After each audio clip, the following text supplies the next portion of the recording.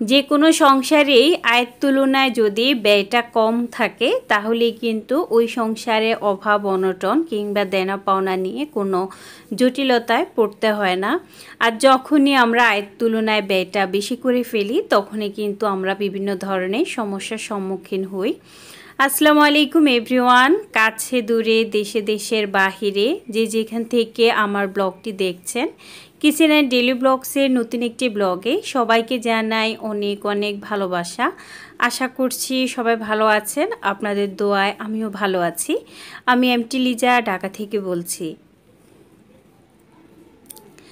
একটা সংসার ছোট থেকেই কিন্তু অনেকটা বড় হয়, ক্ষুদ্র থেকেই কিন্তু বৃহত্তর হয়ে যায়। তো সংসারে হয়তো প্রথমত সদস্য সংখ্যা কম থাকে, কিন্তু দিনে দিনে সেটা কিন্তু ক্রমশ বাড়তে থাকে। আবার কোনো সংসারে শুরু থেকে অনেক সদস্য থাকে, তো সকলেরই কিন্তু একটা চাহিদা থাকে, সকলের পিছনেই খরচ থাকে। প্রথমত স্বামী স্ত্রী, তারপর সন্তানাদি, আস্তে আস্তে কিন্তু পূর্ণ একটা পরিবারে পরিণত হয়।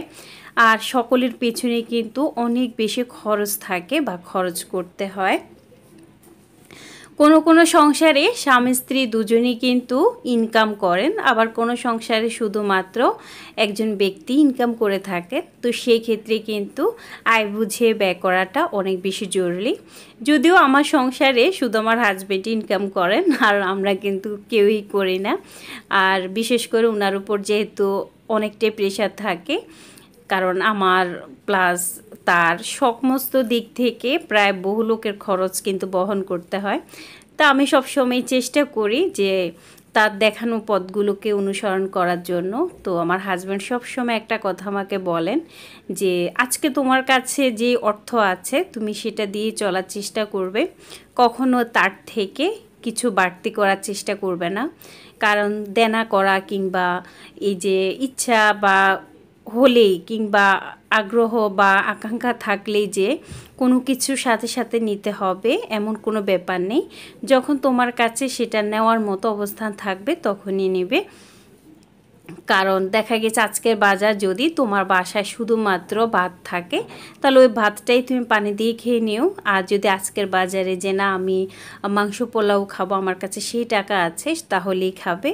কিন্তু কখনো কোনো কারণে নিজের যেটুকু অর্থ আছে তার বাহিরে গিয়ে কিছু করতে যেও না। তা আমার কাছে সবসময় মনে হয় যে সত্যি এই কথাগুলো অনেক বেশি মানে শুনতে যেমনই লাগুক কিন্তু কথাগুলো বাস্তব। আর বিশেষ করে আমরা আমাদের সংসার জীবনে আমাদের হাজব্যান্ডের যে আয়টা থাকবে সেটাকে কিন্তু বুঝে শুনে আমাদের খরচ করা উচিত। আমরা নিজেদের সংসারে কতটা খরচ করব কিংবা পরিবারের লোকজনের জন্য কতটা খরচ করব, সব কিছু মিলিয়েই কিন্তু আমাদের খরচটা করা উচিত। আর সুখে দুঃখে স্বামী স্ত্রী যদি একই সাথে থাকা যায় তাহলে কিন্তু সেই সংসারে সবসময়ই কিন্তু আল্লাহর রহমত থাকে, প্লাস অনেক বেশি শান্তি বজায় থাকে।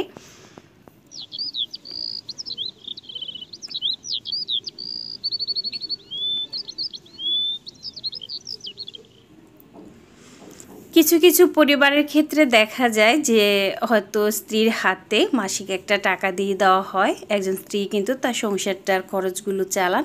আবার কোনো কোনো ক্ষেত্রে দেখা যায় একজন পুরুষই কিন্তু সংসারে বাজার সদাই থেকে শুরু করে সব কিছু নিজের হাতেই করে থাকেন, টাকা পয়সা তার কাছেই থাকে। কিন্তু একজন স্ত্রী যদি সচেতন হন তাহলে কিন্তু তার সংসারে অধিক বেশি খরচ হয় না। যেমন সে যে জিনিসগুলো ব্যবহার করে তার রান্নার কাজে হোক কিংবা তার নিজস্ব কাজে হোক, সংসারের কাজে হোক, সেগুলো যদি একটু হিসেব করে পরিমাণ মতো খরচ করে, কোনো কিছু নষ্ট হতে না দেয়, কোনো কিছু অপচয় না করে, তাহলেও কিন্তু আপনি খুব সহজে আপনার আয়ের তুলনায় ব্যয়টা অনেকাংশে কমানো সম্ভব হয় বলে আমি মনে করি। সংসারের কাজগুলো করতে করতে না সময়টা কখন যে চলে যায় বুঝাই বড় দায় হয়ে যায়। সেই ভোরবেলা ঘুম থেকে ওঠার পর মেয়েকে বিদায় দেওয়ার পর যে আসলে শুরু হয় কাজ, এই কাজটা যে মানে শেষ হওয়া কখন হবে সেটা কিন্তু একটা প্যারা থেকে যায় যে কখন আমার এই কাজটা শেষ হবে। এত বেশি কাজের প্রেশার থাকে আমার, যদিও আমার সংসারে মানুষ আমরা খুবই কম, বর্তমানে মাত্র আমরা 3 জন মানুষ, কিন্তু তারপরেও কেন জানি না এত কাজ। এতক্ষণ পর্যন্ত যারা আমার ব্লগটি দেখছেন, যদি কোনো অংশ একটুখানিও ভালো লেগে থাকে প্লিজ একটি লাইক দিতে ভুলে যাবেন না। আপনি যদি আমার চ্যানেলে নতুন হয়ে থাকেন আন্তরিকভাবে অনুরোধ করছি আমার চ্যানেলকে সাবস্ক্রাইব করে বন্ধু হয়ে পাশে থাকার জন্য। সকাল থেকে কিন্তু অনেক ক্লিনিংয়ের কাজ করেছি, প্লাস আপনাদের সাথে কথা বলতে বলতে সেই ভোর থেকে শুরু। তো এখন কিন্তু আমার মোটামুটি এগুলো শেষ করে রুমটা একটু গুছিয়ে নিচ্ছি। আর এদিকে কিন্তু আমি ভাত রান্না করে নিচ্ছিলাম, আর ভাতের সাথে মেয়ের জন্য মেয়ের যেটা খাবে সেটা রান্না করে নিয়েছি। তো মেয়ের জন্য আজকে শুধু আলুর দম করেছি আর ডাল আছে। ও যেহেতু মাছ মাংস পছন্দ করে না বলতে গেলেই হয়, তো সেই ক্ষেত্রে সবসময়ের জন্য আসলে চেষ্টা করি যে শুধুমাত্র পছন্দের খাবারটা তৈরি করার জন্য। তো সব থেকে পছন্দের খাবার হচ্ছে আলু ভর্তার ডাল। আর চিকেনটা খায়, তবে চিকেনটাও সে প্রতিদিন খেতে চায় না।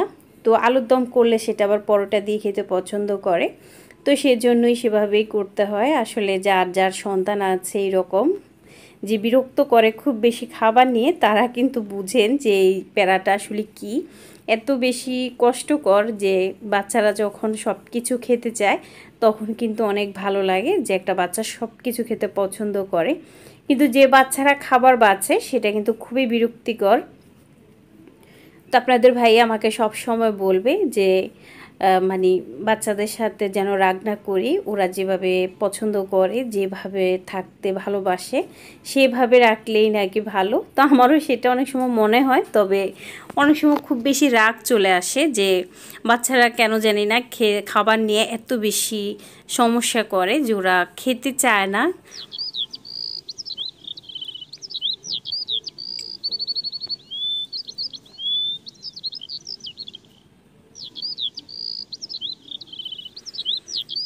কথা বলতে বলতে আমার রুমটাও গোছানো হয়ে গিয়েছে, তারপরে চলে যাব আমি মোটামুটি এগুলা শেষ করে রান্নার কাজে। আর রান্নাটা তো হচ্ছে এক ধরনের আসলে কি বলবো, মানে কমন একটি বিষয়, এটা না করলেই নয়, করতেই হবে, এটা ছাড়া কোনো উপায়ও নেই। তের ফাঁকে ভাবলাম যে আমি একটুখানি খেয়ে নিই, আমার কিন্তু কাজ শেষ না করে খাবার খাওয়ার একদম মানে লাগে না যে খেতেই হবে বা খাবো, ওই রুচিবোধটুকু আসেই না। কাজ শেষ করে গোসল করে তারপরেই খেতে ইচ্ছে করে। তো পাড়া সকালবেলায় কিন্তু পরোটা আমি দুটো বানিয়েছিলাম, ও একটা পরোটা খেয়ে গিয়েছে আর একটা রেখে গিয়েছে। তো আমি এখানে অল্প একটু মাংস নিয়ে আমি ভাবলাম যে পরোটা আমি খেয়ে নিই এক পাকে, তো সেটাই করছিলাম।